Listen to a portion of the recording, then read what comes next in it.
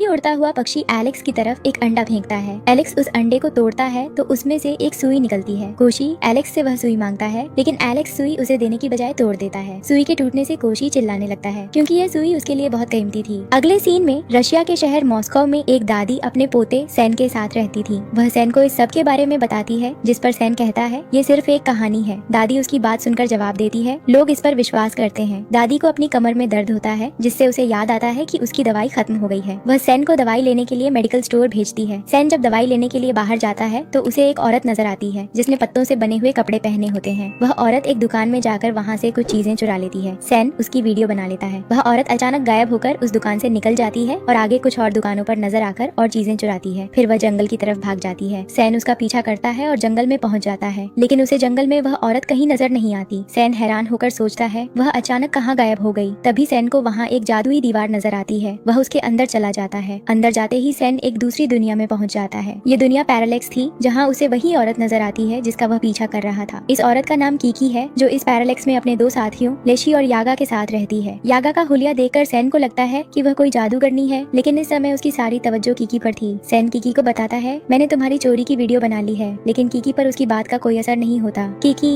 San के यहाँ तक पहुँचने पर हैरान होती है, इसलिए वह उससे पूछती है तुम यहाँ कैसे आए। सैन उसे बताता है, जंगल में मुझे एक जादुई दीवार नजर आई थी, जिसके अंदर जाने से मैं यहाँ पहुँच गया। सैन इस सब में इतना उलझ गया था कि वह अपनी दादी को पूरी तरह भूल चुका था कि वह उनकी तबीयत खराब होने पर ही दवाई लेने आया था। उधर मॉस्को में सैन की दादी की तबीयत ज्यादा खराब हो जाती है, जिसके कारण उन्हें अस्पताल ले जाया जाता है। कीकी के बाहर जाने के बारे में सुनकर यागा उसे कहती है, मैंने तुम्हें बाहर की दुनिया में जाने से मना किया था, तुम्हारे बाहर जाने की वजह से ये बच्चा यहाँ आ गया है। सैन उनसे पूछता है, तुम लोग कौन हो और यहाँ जंगल के बीच में क्यों रहते हो, लेकिन यागा उसे कोई जवाब देने के बजाय वहीं एक जगह पर रोक देती है। फिर यागा कीकी से पूछती है, ये लड़का इस पैरालेक्स में कैसे आया। इस पर कीकी उसे वह जादुई दीवार दिखाती है जहाँ से सैन इस पैरालेक्स में आया था। कीकी यागा को बताती है, पहले यह जादुई दीवार बहुत छोटी थी, लेकिन अब यह बड़ी होने लगी है। तभी लेशी सैन को पकड़कर कहता है, ये यहाँ से भागने की कोशिश कर रहा है। ये सुनकर यागा को सैन पर गुस्सा आ जाता है, इसलिए वह उसे जादू से पिग बना देती है। यागा कीकी से कहती है, मेरी शक्तियाँ कमजोर पड़ने लगी हैं, इसलिए मेरा बनाया हुआ सुरक्षित रास्ता भी कमजोर हो गया है। मुझे इस रास्ते को मजबूत करना होगा, जिसके लिए पहले मुझे अपनी शक्ति बढ़ानी पड़ेगी। यागा आगे कहती है, अगर मैंने ऐसा न किया तो ये जादुई दीवार कुछ ही दिनों में पूरी तरह खुल जाएगी। इस पर कीकी कहती है, इसे दोबारा मजबूत बनाने के लिए हमें एक खास फूल की जरूरत होगी, जो इस पैरालेक्स से नहीं बल्कि बाहर की दुनिया से मिलेगा। यागा कहती है, मुझे बाहर की दुनिया में गए हुए 1000 साल हो गए हैं। फिर वह गंभीर होकर कहती है, अब उस फूल को लाने के लिए मुझे वहाँ जाना ही पड़ेगा। यागा कीकी से कहती है, मैं कल शाम तक वह फूल लेकर वापस आ जाऊंगी। इसके बाद यागा अपनी जादुई बाल्टी में बैठ जाती है और उसमें उड़कर दूसरी दुनिया में जाने के लिए निकल पड़ती है। जैसे ही यागा जादुई दुनिया से निकलकर मॉस्को में पहुँचती है तो वहाँ का नजारा देखकर हैरान हो जाती है, क्योंकि अब वहाँ पहले की तरह गाँव नहीं थे बल्कि एक बड़ा सा शहर बन गया था। यागा देखती है कि हर तरफ बड़ी बड़ी इमारतें खड़ी हो चुकी थीं। ये देखकर वह परेशान हो जाती है, क्योंकि अब जादुई दीवार बनाने के लिए फूल ढूंढना मुश्किल हो गया था। यागा इमारतों को देखते हुए एक बिल्डिंग की छत पर उतर जाती है और सोचने लगती है कि उसे वह फूल कहाँ से मिलेगा। उसी वक्त यागा को एक बिल्डिंग से धुआं उठता हुआ नजर आता है। वह नीचे उतरकर उस बिल्डिंग के पास जाती है। इससे पहले कि यागा बिल्डिंग के अंदर जाकर पता लगाए कि वहाँ क्या हुआ है, उसके पास एक लड़की मारिया आती है। मारिया एक डिजाइनर है जो ड्रामों में काम करने वालों के लिए कपड़े डिजाइन करती है। मारिया यागा का ड्रेस देखकर सोचती है कि शायद यागा किसी ड्रामे में जादूगरनी का किरदार निभा रही है। वह यागा से पूछती है, लेकिन यागा इसे तुरंत मना कर देती है। फिर यागा मारिया के शरीर को सूंघकर कहती है, मुझे ऐसा लग रहा है कि मैं तुम्हारी दादी की दादी को जानती हूँ। फिर वह आगे कहती है, तुम्हारे शरीर से आने वाली गंध उसकी गंध से मिलती जुलती है। मारिया को उसकी किसी भी बात पर विश्वास नहीं होता। तभी उनके पास एक पुलिस वाला आता है। यागा अपनी शक्ति से उस पर जादू करती है और उसे सीपी शेल बना देती है। यह देखकर मारिया चौंक जाती है और कहती है, आपका ड्रेस और आपका जादू देखकर मुझे लग रहा है कि आप वही जादूगरनी यागा हैं जिनके बारे में हमने कहानियों में सुना और पढ़ा है। यागा उसे बताती है, हाँ मैं वही जादूगरनी हूँ। इस पर मारिया कहती है, आप इस दुनिया में किसी पर जादू कैसे कर सकती हैं? आपको ऐसा करने की इजाजत नहीं है, इसीलिए इस पुलिस वाले को उसके असली रूप में वापस ले आइए। मारिया की बात सुनकर यागा उस पुलिस वाले को दोबारा इंसान बना देती है। उधर जंगल में कीकी अपनी जादू से सैन को सुअर से इंसान बनाने की कोशिश करती है, लेकिन उसकी शक्ति पूरी तरह से काम नहीं करती। वह सैन को इंसान तो बना देती है, लेकिन उसकी नाक सुअर जैसी ही रहती है। बेचारा इस रूप में काफी मासूम लग रहा था। सैन इंसान बनने के बाद उनसे पूछता है, सब लोग दूसरी दुनिया में रहते हैं, लेकिन तुम लोग इस दुनिया में सबसे अलग क्यों रहते हो? कीकी उसे वही जादूगर कोशी की कहानी सुनाते हुए कहती है, सोई टूटने से कोशी अमर नहीं रहा, लेकिन वह मरा भी नहीं है बल्कि जिंदा है। कीकी आगे कहती है, अब कोशी लोगों में छुप कर रहता है और उन्हें हमारे जंगल के खिलाफ भड़काने की कोशिश करता है। कोशी की वजह से बहुत सारे लोग एक दिन इस जंगल में आ गए और हम पर हमला कर दिया। इसीलिए यागा ने जंगल में एक सुरक्षित जादुई दीवार बना दी थी, जिसके कारण बाहर की दुनिया का कोई भी इंसान हमारी दुनिया में नहीं आ सकता। सैन को वहाँ एक सेब का पेड़ नजर आता है। सैन को भूख लगने लगी थी तो वह उस पेड़ के पास जाता है ताकि उसका सेब तोड़कर अपनी भूख मिटा सके। लेकिन तभी कीकी उसे कहती है, उस पेड़ का सेब तोड़कर मत खाना, क्योंकि इस सेब को खाने से बूढ़े लोग भी जवान हो जाते हैं। इसलिए अगर कोई बच्चा इस सेब को खाता है तो वह गायब हो सकता है। यागा और मारिया को देखकर एक पुलिस वाला उन्हें अपने साथ पुलिस स्टेशन ले जाता है, क्योंकि उसे लगता है कि ये दोनों जादू टोना करने वाली हैं। वैसे भी यागा शक्ल से ऐसी ही लगती थी, तो पुलिस का क्या कसूर। यागा पुलिस वालों से कहती है, हमें जाने दो। लेकिन एक पुलिस वाला कहता है, मुझे लगता है कि यह औरत ठीक इंसान नहीं है। उसी वक्त यागा को टीवी पर चलती एक न्यूज में एलेक्स नजर आता है, जो अब एक बड़े म्यूजियम का मालिक बन चुका था। उसे देखकर यागा हैरान हो जाती है और सोचने लगती है, ये अब तक कैसे जिंदा है। तभी एक पुलिस ऑफिसर यागा को तंज मारते हुए कुछ कहता है, जिस पर यागा को गुस्सा आ जाता है। वह अपनी शक्ति से उसे वहीं से गायब कर देती है। हेंस प्रूव्ड, पुलिस वाले से पंगा इज नॉट चंगा। अपने साथी को गायब होते देख दूसरा पुलिस वाला डर जाता है और वह अपने साथी को ढूंढने के लिए बाहर जाता है। जैसे ही वह बाहर जाता है, यागा मारिया से कहती है, मेरी हथकड़ी खोल दो। लेकिन मारिया के पास उसकी चाबी नहीं थी। यागा उसे कहती है, तुम्हें मेरी हथकड़ी खोलने के लिए किसी भी चाबी की जरूरत नहीं है। यागा उसे बताती है, तुमने गले में जो लॉकेट की तरह चाबी पहनी हुई है, ये चाबी तुम्हारी दादी की है। तुम इस चाबी की मदद से दुनिया का कोई भी लॉक खोल सकती हो, क्योंकि यह कोई आम चाबी नहीं बल्कि एक जादुई चाबी है। यागा की बातें सुनकर मारिया तुरंत यागा की हथकड़ी खोल देती है। इसी बीच पुलिस ऑफिसर भी वापस आ जाता है। उसे अपना साथी कहीं नहीं मिला था। पुलिस ऑफिसर को देखकर यागा जादू से उसकी याददाश्त मिटा देती है, ताकि वह उन्हें पहचान न सके। फिर वे दोनों वहाँ से चली जाती हैं। यागा और मारिया पुलिस स्टेशन से निकलकर उसी बिल्डिंग में जाती हैं, जहाँ से यागा ने धुआं उठते देखा था। ये बिल्डिंग असल में एक म्यूजियम है, जिसका मालिक कोई और नहीं बल्कि एलेक्स है। एलेक्स ने इस म्यूजियम के तहखाने में कोई राज छुपा रखा है, जिसके बारे में वह किसी को नहीं बताना चाहता था। यागा और मारिया जादुई चाबी से म्यूजियम का लॉक खोलकर अंदर जाती हैं। अंदर जाकर यागा मारिया से कहती है, यहाँ कुछ होने वाला है। दूसरी तरफ एलेक्स तहखाने की ओर जा रहा था, लेकिन उसे ऊपर से यागा और मारिया की आवाजें सुनाई देती हैं, तो वह उनके पास ऊपर आता है। ऊपर आकर एलेक्स यागा से पूछता है, आपको यहाँ बहुत सालों बाद देखा है, आप यहाँ कैसे आ गई? उसकी बात पर यागा उसे जवाब देने की बजाय उससे पूछती है, मैं भी तुमसे यही पूछना चाहती हूँ कि तुम इतने साल गुजारने के बाद भी जिंदा हो और अभी तक जवान दिखते हो। एलेक्स यागा से कहता है, मैंने उस पेड़ का सेब खा लिया था, जिससे खाने से बुजुर्ग भी जवान हो जाते हैं, इसलिए अभी तक मैं जवान हूँ। एलेक्स यागा को बताता है, इस दुनिया में आकर मैंने बहुत पैसा बना लिया है, क्योंकि अब मैं इस म्यूजियम का मालिक हूँ।